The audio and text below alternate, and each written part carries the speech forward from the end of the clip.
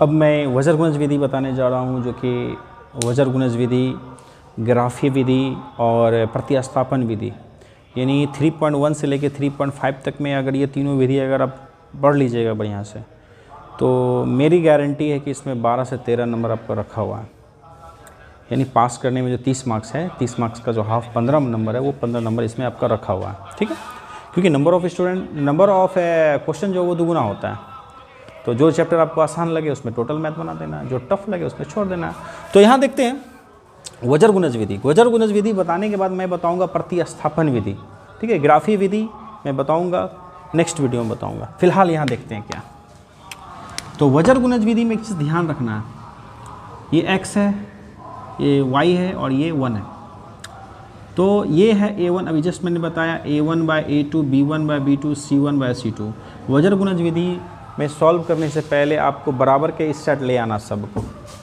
तो इसको उठा के ले आना, 2x + y प्लस में इधर ले आओ, -5 = 0, 3x + 2y 8 प्लस में इधर ले आओ।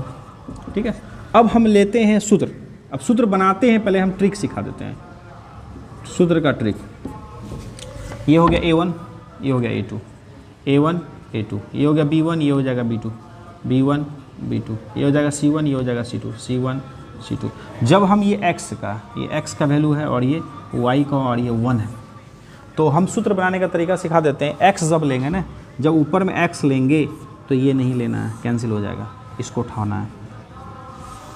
x लेंगे तो इसको छांट देना है, b1 c2, b1 c2। ठीक, माइनस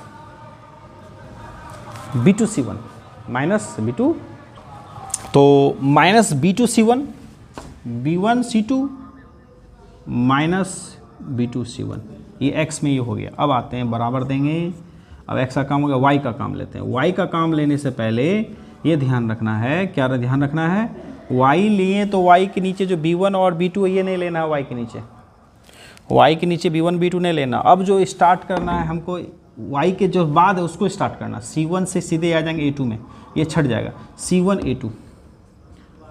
a2 माइनस, जब c1 a2 आया तो ये कोना c2 a1। अब आते हैं 1 पे, इस पे आते हैं अब 1 पे। तो 1 पे जब आएंगे तो 1 के नीचे जो c1 c2 ये छट जाएगा, अभी सीधे शुरू में आ जाएंगे। तो यहाँ क्या आ जाएगा, a1 b2 minus a2 b1। ये सूत्र है, इस सूत्र को आप बार बार देखना है, इससे क्वेश्चन 2 नंबरिया का रहेगा, 100% रहता ही है, ये रहे या प्रतिस्थापन रहे। ग्राफीय विधि तो 5 मार्क्स का रहता ही है। वज़र गुणज विधि और प्रतिस्थापन विधि इधर पिछले साल से कंटिन्यू पूछ रहा है, तो प्रतिस्थापन तो कंटिन्यू पूछता ही था, अब वज़र भी कंटिन्यू पूछ रहा है, इसलिए तीनों विधि को आपको बढ़िया से देख के जाना है। कौन कौन विधि, ग्राफीय विधि, प्रतिस्थापन विधि और वज़र विधि। चलते हैं, वज़र विधि में ये सूत्र है, ये y है। ठीक है, तो इसको मिटा देते हैं। अब आते हैं मैथ पे, थोड़ा सा मैथ पे देखना होगा। ये हो गया a1 = 2, a2 = 3, b1 = 1, b2 = 2, c1 = -5 और c2 बराबर हो जाएगा -8। ठीक है, अब हम सूत्र पुट, अभी जस्ट मैंने सूत्र बताया ही था, सूत्र में आ जाएंगे x बटा b1 c2 minus b2 c1 बराबर y। जब लेंगे तो सीधे c1 a2 में आएंगे, c1 a2 minus c2 a1 बराबर 1। जब लेंगे तो a1 b2 minus a2 b1। तो ये है सूत्र, इसी सूत्र पे पुट करके हमको ये मैथ को बनाना है, बहुत ही इंपॉर्टेंट है। x देखने मान जो पुट करना सीख जाइए आप लोग। b1 और c2 में गुणा का रिलेशन है, b2 c1 में गुणा का रिलेशन है, तो b1 देखिए क्या 1 इंटू c2 कितना, c2 -8। ठीक, माइनस b2 कितना, b2 है 2 और c1 कितना है, c1 -5 है। ठीक है, पुट कर दिए बराबर y बटा c1 क्या है -5 इंटू a2 क्या है, a2 हो गया 3 माइनस c2 कितना है, c2 -8 हो गया इंटू a1 हो जाएगा 2। अब आते हैं 1 बट्टा A1 क्या है 2 और B2 क्या है 2 माइनस A2 क्या है 3 और B1 हो गया।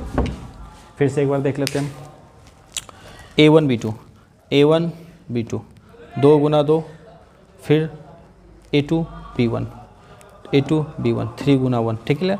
इसमें देखते हैं C1 A2 C1 हो गया -3 A2 हो गया 3, ठीक है, -5 और 3 हो गया, ठीक है। अब आते हैं C2 A1 C2 हो गया -8 और 1। अब इसको हम सॉल्व करते हैं, देखते हैं, ठीक है। तो मिटा देते हैं x बटा 1 प्लस में 8 माइनस में प्लस माइनस 8 हो गया, माइनस और माइनस 2 का माइनस 5 का minus minus plus 10 equal to y बटा माइनस प्लस माइनस 5 3 या 15 यानी 15 5 3 15 माइनस माइनस प्लस 8 दूनी क्या हो जाएगा 16 इक्वल टू 1 बटा, यहाँ देखिए प्लस प्लस 2 दूनी 4 हो गया और प्लस माइनस माइनस 3 हो गया। तो इसको अब हम सॉल्व करते हैं। देखिए तो यहाँ पर 8 माइनस में है और 10 प्लस में है, ठीक है। तो 10 में से 8 जाएगा बचेगा 2, y बटा 15 में से 16 जाएगा बच गया 1, 4 में से 1। अब ये बांट देते हैं, x बटा 2 बराबर 1 बटा 1, y बटा 1 बराबर 1 बटा 1। मतलब ये जो 1 बटा 1 है ना, ये जो है अचर वाला पद, ये अचर वाला पद x में भी आएगा, ये अचर वाला पद y में भी आ जाएगा। तो y बटा 2 तो लेना ही और ये 1 बटा 1 लेना है, फिर y बटा 1 यहाँ तो लेना ही और 1 बटा 1, ये 1 बटा 1 दो बार आएगा, एक 1 बटा 1 x में भी आएगा, 1 बटा 1 y में भी आएगा। क्रॉस मल्टीप्लिकेशन, x को 1 से गुना किया x, 2 को x से गुना किया 2, तो x बराबर क्या आ गया 2। अब देखिए क्रॉस मल्टीप्लिकेशन, y को 1 से गुना किया y और 1 को गुना 1, इसका मतलब ये हो गया x बराबर आ गया 2 और y बराबर हो गया ये। यही है आपको वज्र गुणज विधि, प्रत्यास्थापन विधि में बताऊंगा, ठीक है। मेरे चैनल से अब बने रहिए। Thank you.